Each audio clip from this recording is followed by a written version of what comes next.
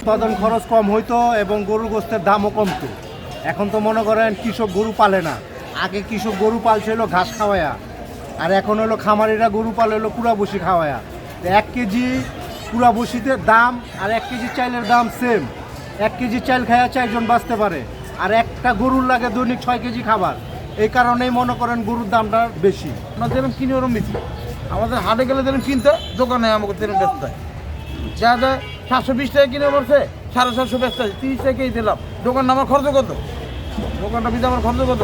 এই লোকটা 800 টাকা আর 1000 টাকা, দোকান ভাড়া 500 টাকা, আবার নিজের খরচ আছে, আর একজন আছে।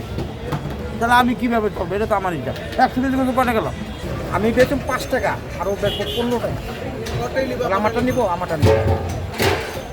ওটা তো মোটা তাজা করে আনো, যে কি এগুলো খাওয়াই দিত মানুষ। দেন না গরু আগে এরকম দেখছেন গরু। আমাদেরা যদি গরুর দাম বাড়িয়ে দেয়, তাহলে এই সকল কসাইদের তো কোনো কিছু করার নাই। খামারি কেন অযৌক্তিকভাবে বাড়াবে? আবার খামারি থেকে যখন তারা কিনে নিয়ে আসে, তখন তারা যে দামে কিনেছে তার থেকে তারা হয়তো 20% লাভ করবে বা 15% লাভ করবে, কিন্তু তা যদি আরও বেশি অনেক লাভ করে তাহলে তো হবে না। না, ক্রেতা কম। আজকে শুক্রবার, আমাদের 3টা গরু লাগে, আমরা একটা গরু জব করছি, এখনও গোশ শেষ হয় না। তা আমাদের মনে করেন ক্রেতা অনেক কমে গেছে, মানে 100-র ভিতরে 70% ক্রেতাই এখন নাই। কোনো রকম 30% নিয়ে আমরা দোকানদারি করতেছি। এই হলো মেন আমাদের সমস্যা। আমরা যে ওরকম একটা লাভ করা যাইতাছি, আমাদের লাভটা হইতাছে না।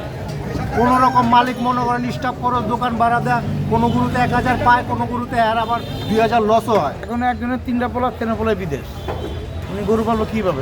উনি কাজই করে না, এখন উনি নামাজ পড়ার ভাত খায়, ওনার নিজের সংসার চাই দিয়েছে। তো গরু আগে তো এরকম ছিল না, আগে ঘর বিদেশ ছিল না। আগে মনে করেন এক এলাকা থেকে 2 জন কাছে বিদেশ, প্রতি ঘরে বিদেশ। তাহলে উনি কেমনি কী করবো? এখন খামারিরা যেহেতু আধুনিক পদ্ধতিতে যদি বিজ্ঞানসম্মতভাবে তারা করে, তাহলে কিন্তু সেটা ভালো। আপনি দেখেন, যখন একটা হালাল গোশত নেয়, তখন তারা এমনও দেখে যে একটা গরুর সে কি কিসের উপর, ইটের উপর দাঁড়ায় নাকি নরম নরম মাটির উপর দাঁড়ায়। নরম মাটির উপর দাঁড়াইতে হবে এবং কোনো রোগ আছে কি না সেগুলি দেখতে হবে। তাকে অনেক পরীক্ষার মাধ্যমে তারপরে কিন্তু এটা যায়। কিন্তু যেগুলি আমাদের বাজারে আসে, এগুলি কোনো পরীক্ষার দিকা নেই। অসুস্থ গরু অনেক সময় চলে আসে। কি boss, vital match, tough opponent, tension? Come on bro, অপোনেন্টকে নিয়ে ভাবার সময় আছে। আসল অলরাউন্ডারের কাজই তো হলো যে কোনো টাফ সিচুয়েশনে টিমকে অলরাউন্ড প্রোটেকশন দেওয়া। জাস্ট লাইক মাই টাইলক্স, যার অ্যান্টিব্যাকটেরিয়াল এজেন্ট টয়লেটের কোনায় কোনায় পৌঁছে 99% জীবাণু ধ্বংস করে, টয়লেটের কঠিন দাগ ও দুর্গন্ধ দূর করে টয়লেটকে রাখে ক্লিন আর সুবাসিত। টাইলক্স টয়লেট ক্লিনার, ক্লিন মানেই টাইলক্স।